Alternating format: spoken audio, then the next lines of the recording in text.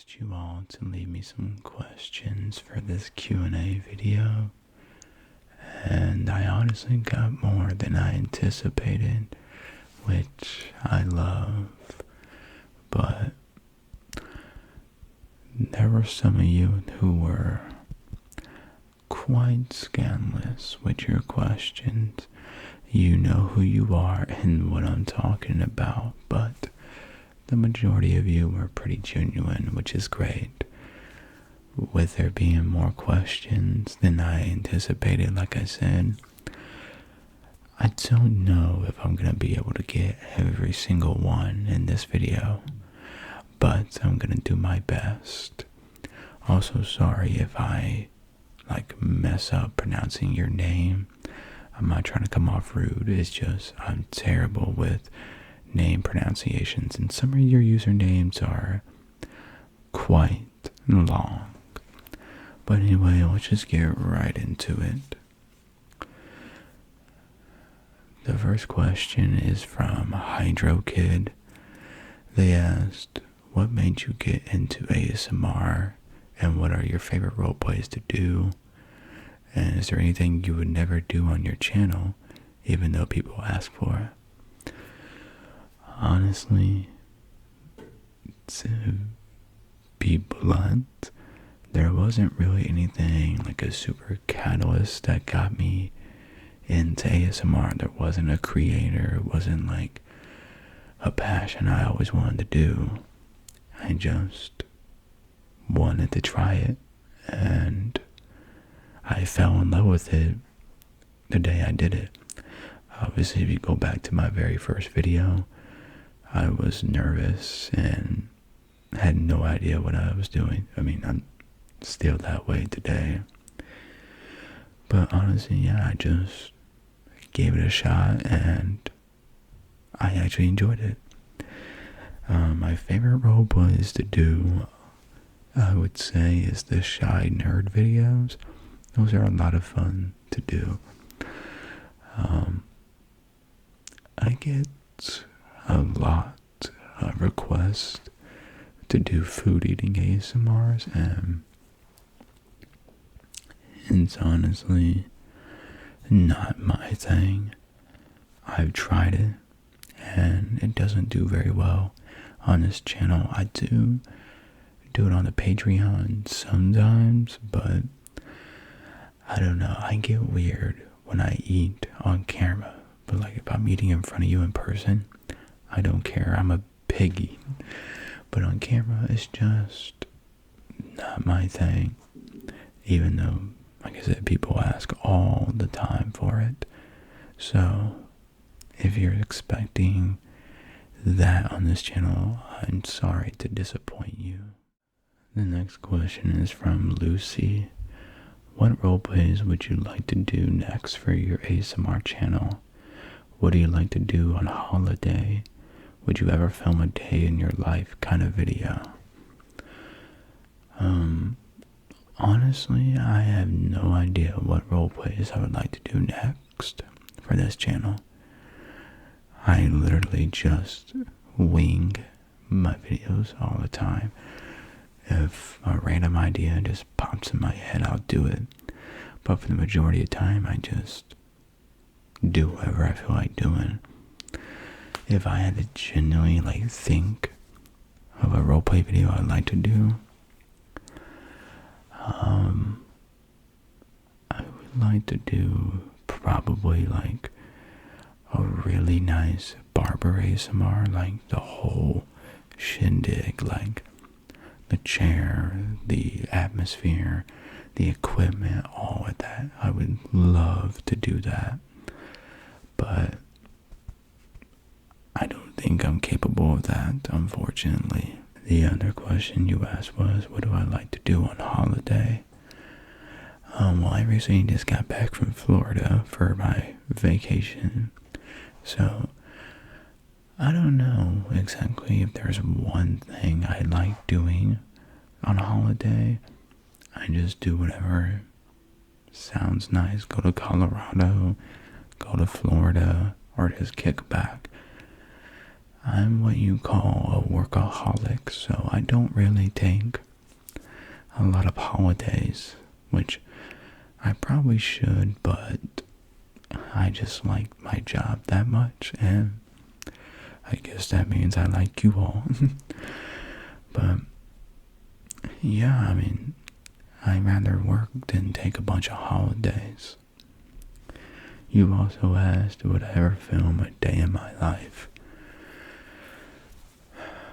The short answer for that is no. I don't live like this crazy, exotic life like I'm on my yacht and I'm going on different plane trips every day. I'm not that kind of guy. I wake up, I will make a cup of coffee, I'll let my dogs out, and then I'll eat something and go throughout the day, depending on what it is I have to do, whether it's YouTube, Patreon, or whatever. My days are different every day, but it's like everybody else, so I wouldn't want to bore you all by doing all that and realize, like, dang, this guy's just like me, because I am. I'm basically just like all of you. Next question is from Alaya. If your ASMR channel had a theme song, what would it be? Honestly, if I had to pick a theme song for my channel, it would probably be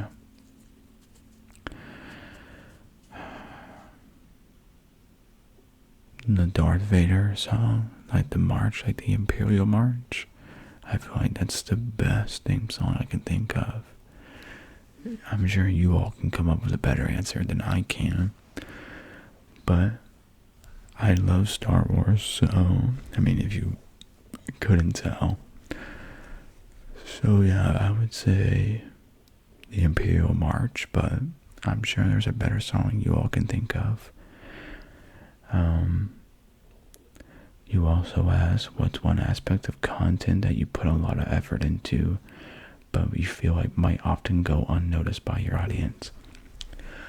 I would say when it's like the short stories that I do, whether it was the Masked Man roleplay video I did like a year and a half ago, where I did the whole, bam, I did the scenic, route, I did the filming outside, the graveyard, I did a whole story. The Elf Taylor video, I did a whole bunch of that. It's turning into kind of a pattern with you all, and I'm not being rude, you like what you like. Is that when I put a lot, and I mean a lot of effort into an ASMR video that involves a story, very high editing, and like costumes and characters, you all don't really like that, and that's fine. It's not a big deal. It's a lot of trial and error. I mean, don't get me wrong, it bums me out because I'm like, hey, I put a lot of effort into that. I was hoping y'all would love it, but you all like the simplistic, raw ASMRs, which I actually love as well. So I get it. There's just like a point in me sometimes where I'm like, I want to do something big. I want to do something creative. I want to do a big project. And that's what it leads to. Does it get depressive sometimes for me when it doesn't do as well? Yes, but at the end of the day, I'm prideful about it, so I don't care. The last question you asked was, looking back at your transformation from someone facing self-confidence and appearance issues to the person you love being today, what was a pivotal moment or a fundamental shift in mindset that helped you start your path towards change and truly embracing yourself? Honestly, to be blunt, there wasn't like a 100% pivotal exact moment that made me change my mindset. I would say it was more of a timely process. In high school, like many people, I was insecure, depressed. I mean, I am insecure to this day still. I just show the confidence I grew more than the insecurity, because I firmly believe don't let anyone see you slouch or put your head down. Always walk with your chin up high. I would say when I started doing social media is when my self-confidence really started to shine, because I got more comfortable with myself as well as filming myself. I'm sorry I didn't give you like a huge high-tech answer, high in-depth answer for that. It's been a long journey trying to learn to love myself, going through heartbreak, going through depression. I firmly believe as well you gotta go through the storm to get to the rainbow. The next question is from Anaya. Do you come up with these role plays on your own, or does someone help you decide what's good? Also, the FaceTime vid, absolutely amazing. Well, thank you for that, Anaya. No one really helped me with these roleplay ideas. I kind of just, like I mentioned earlier in the video, just wing it and it pops in my head either days before I have to film or the day of I have to film. Now, don't get me wrong, I have generous people sometimes in comments of YouTube or TikTok or during live streams who are like, hey, this might be a good idea. Some of you, just like your questions, get scandalous with your video ideas and you forget this is YouTube.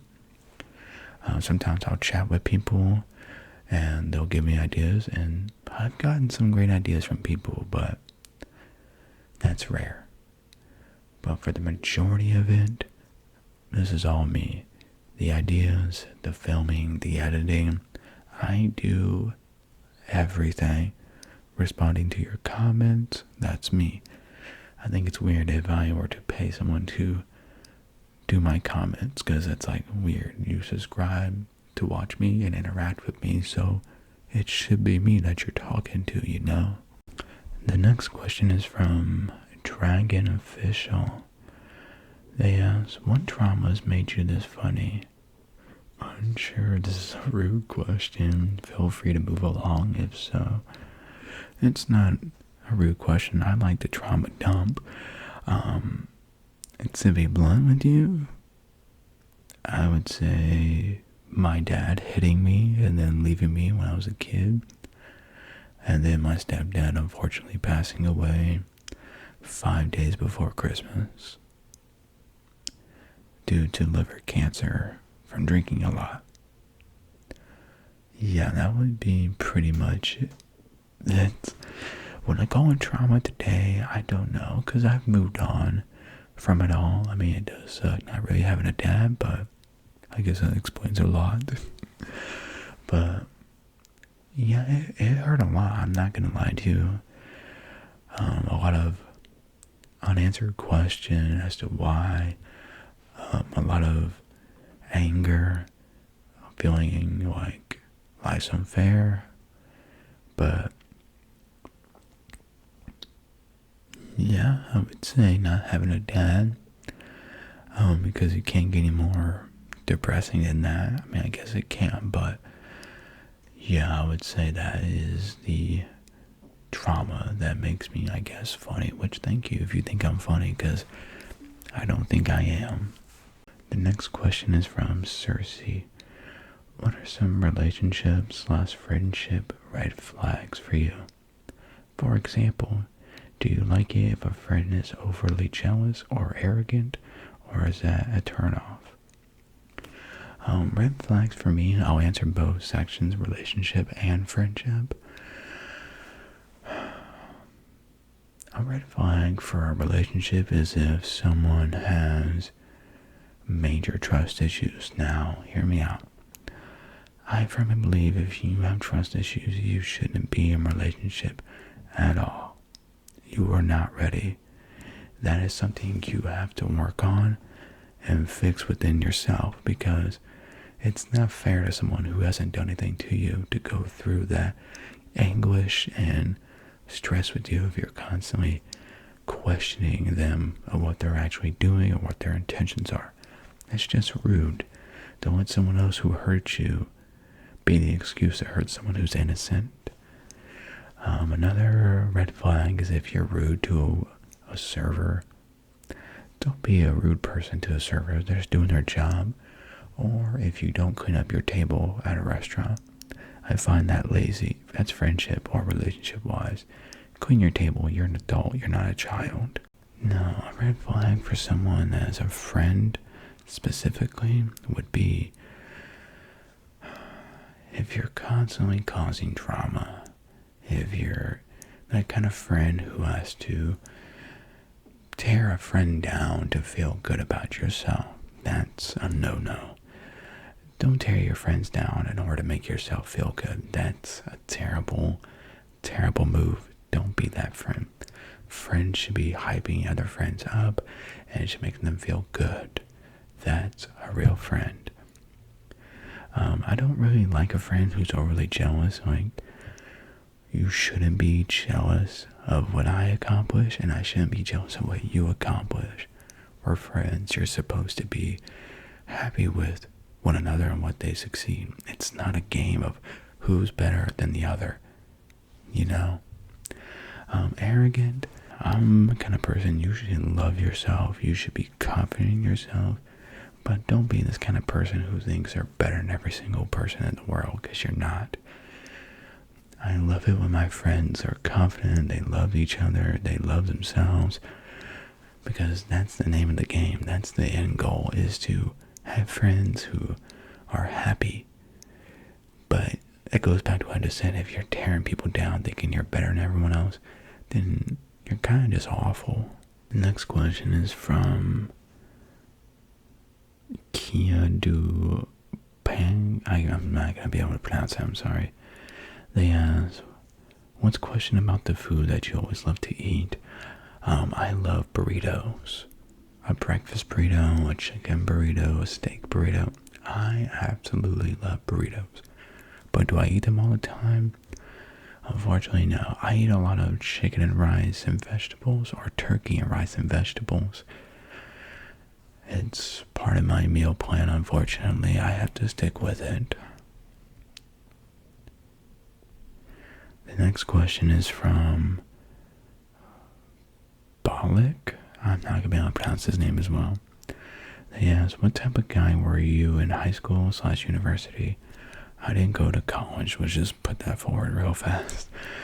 In high school, I think like most people, you go through like a different phase in high school. In freshman year, I was like your typical freshman, pretty much. Sophomore year, I'll admit I was a bit of a let's be honest. I wore the Paxson joggers that were like $65. I wore the, Marilyn Monroe sweatshirts, the diamond, crew necks and the snapbacks, the red Vans. I did it all. That was who I was in sophomore year. Terrible phase. It was a pretty bad time. I mean, these days I wear either my merch clothes or Walmart clothes. I think the problem was in sophomore year I just wanted to stand out. And I wore some ridiculous clothing that wasn't even really fashionable at all. Sophomore year, I would say it kind of toned down, but I still wore some of those clothes, but not as much. And then senior year, I just wore whatever, kind of like what I'm wearing now, because senior year, you don't care. Sophomore year, as a person, I kind of like talked about fashion. I will admit I was kind of an arrogant little sophomore year. I thought I was hot shit. I thought I was this, hot shot, like I was on top of the world, but I was a wet blanket. That's all I was. I just thought I was pretty, that's all I had to care about. I wasn't popular in high school. I would say I was more popular on social media during high school, which is ironic to think about now. But, yeah, that would kind of summarize who I was as a person in high school. Arrogant and cocky in the early days. Calm and humble, but kind in the later days. People in my high school didn't like me because I went to a country boy, country girl kind of high school. You know, camo, boots, all of that. Obviously, I don't fit that type of person, so I got hated on a lot. Sometimes it was my fault, I deserved it. The other times it was just because I was different. Next question is from Scott. Did you decide against that motorcycle? Unfortunately, yes. I don't need a motorcycle, and you all didn't help with that. I don't need a motorcycle right now. I live in Missouri, so I can only ride it half of the year due to the winter. And I also don't need to be paying that kind of payment as well as insurance. I don't need to do all that. I want to get tattoos. I love tattoos and I want to travel more. So as of right now, no, I'm not getting the motorcycle. In the future, when I start making more money, then yes. The next question is from Joanne is Tired. Hi, just wanted to ask what your favorite song at the minute is, if you have one. Right now, my favorite song is God is a Weapon by Ronnie Radke and Marilyn Manson. I absolutely love that song. Love that song. And I also like Ronnie Radke because I think he's funny on TikTok. And he has good songs. Plus his blackout tattoos are super cool. Now I'm going to do one more question. And it's from Denise Chavez. They said, we all have our ups and downs, good and bad days, maybe because of anxiety, depression, both, or something else. How do you manage to put yourself up again on the bad days? Now, my mindset on this is kind of blunt and can be seen as kind of crazy, I guess, but I am a firm believer in if you're upset about whatever, whether it's a breakup or going through something or just having a bad day, give yourself 24 hours to be sad. Cry it out. Get all that toxins, get all that negativity out of your body in 24 hours. Give yourself that one day. But the next day, get up and go on with life, because in my opinion, you're just wasting time dwelling and being upset for days and days and days. There's no point. You're not going to fix anything being upset for days. You're not going to fix anything sitting in bed for days. You'll fix it by getting up, doing your regular routine, and work on yourself and making your life better. That's my firm believer, and it's worked out for me. Obviously, everyone's different. I understand that. Everyone goes through different things, and that's fine. But I've been doing this for a while now. I've practiced this, and it's worked out for me personally. Is just, I look at it as I'm just wasting time on myself and things I enjoy in life, and I'm hurting myself more by basically being a couch potato or being upset for days when I have no excuse but to just get it all out one day and then be happy the next and be like, okay, that happened yesterday, or this happened, or I felt this way, but now I feel great. So that's how I look at it now with having ups and downs. And I've been having a lot of ups and downs, so I've had a lot of major sad days and then get up and go on with my life. Don't know if that makes sense. I'm terrible at explaining things, but that's how I put myself up and make myself happier, is that I force myself not to be upset for days. So that's pretty much it for this Q&A video. I'm sorry if I missed your question or I didn't answer your question the way you wanted. I'm kind of terrible at explaining things, but hopefully you enjoy learning a little bit more about me and me trauma dumping you a little bit. If you enjoyed the video, please leave a like on it. I hope you have a wonderful day and a wonderful night. Sleep tight and bye-bye.